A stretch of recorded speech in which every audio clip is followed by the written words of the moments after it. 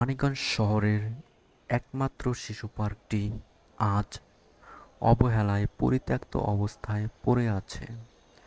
এক সময় যেখানে বাচ্চাদের হাসি, আনন্দ আর খেলাধুলার শব্দে মুখরিত থাকত এই পার্ক, আজ সেখানে শুধু নষ্ট হয়ে পড়ে থাকা খেলনার সামগ্রী, ভাঙা দোলনা আর ঘূর্ণন ট্রেনের ধ্বংসাবশেষ।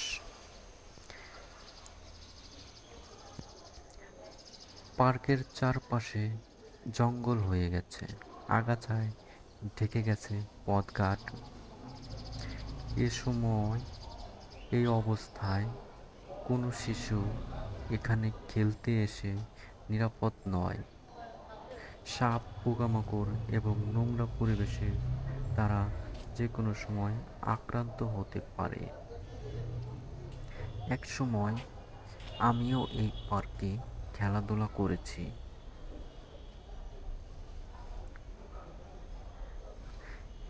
কিন্তু আজ যখন পার্কে এসে দেখি পার্কের এই অবস্থা, তখন ভাবলাম এটা সম্পূর্ণ ভিডিও ধারণ করি, যাতে সোশ্যাল নেটওয়ার্কে আপলোড করার পর সকলের নজরে আসে।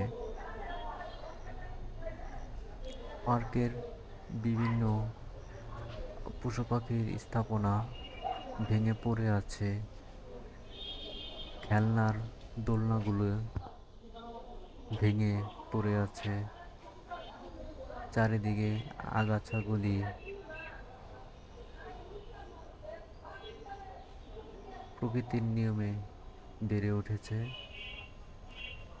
একসময় এই পার্কের ফুলের গাছ এবং অন্যান্য দৃষ্টিনন্দন গাছে সুন্দর করে সাজানো হয়েছিল, তবে সেটা আস্তে আস্তে পরিচর্যার অভাবে বিলীন হয়ে যায়। পরিচর্যার অভাবে শুধু সৌন্দর্যই নষ্ট হয়নি, সাথে নষ্ট হয়েছে বাচ্চাদের খেলার স্থান। আমাদের সুন্দর এক টুকরো মানিকগঞ্জ, সেখানে মানিকগঞ্জ শহরের একটি মাত্র খেলার পার্ক, তো সেখানে বাচ্চারা বিভিন্ন ধরনের খেলাধুলা করবে, এখন সেখানেই পড়ে আছে জঞ্জালে ভরা।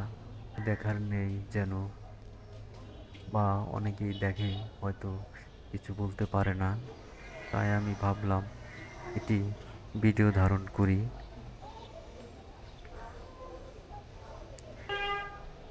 তাই আমি এই ভিডিওটি ধারণ করেছি যেন আমাদের জেলা প্রশাসক এবং সংশ্লিষ্ট দায়িত্বপ্রাপ্ত কর্তৃপক্ষের দৃষ্টি আকর্ষণ করা যায়।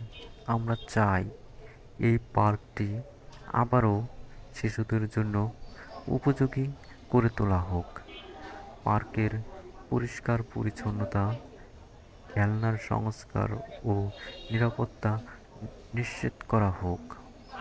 আমাদের ভবিষ্যৎ প্রজন্মের সুস্থ মানসিক ও শারীরিক বিকাশে একটি সুন্দর খেলার পরিবেশ অত্যন্ত জরুরি। আসুন আমরা সবাই মিলে আওয়াজ তুলি, শিশু পার্ক বাঁচাও, শিশুর ভবিষ্যৎ গড়ে তোলো। আপনারা বেশি বেশি শেয়ার করবেন, যাতে সকলের দৃষ্টি আকর্ষণ হয় এবং জেলা প্রশাসক সহ দায়িত্বপ্রাপ্ত সংশ্লিষ্ট সকল কর্মকর্তাদের নজরে আসে।